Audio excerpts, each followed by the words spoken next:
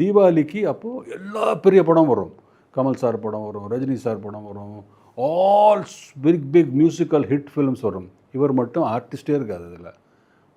Everybody ஆடியன்ஸ்க்கு என்ன தெரியும்?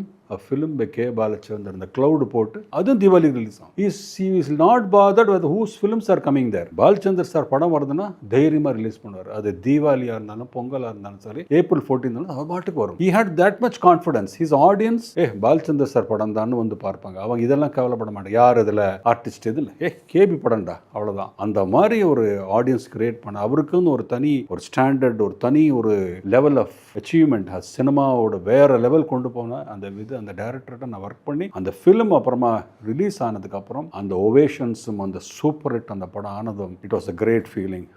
அச்சமலே was one of his most அந்த டைமில் continue just previous before that Thanneer பண்ணியிருந்தார், வறுமை நிரசு பண்ணியிருந்தார், ஏக் துஜே கிலே பண்ணியிருந்தார். Now I worked in Achamillai as a full-time assistant and I will never forget that film.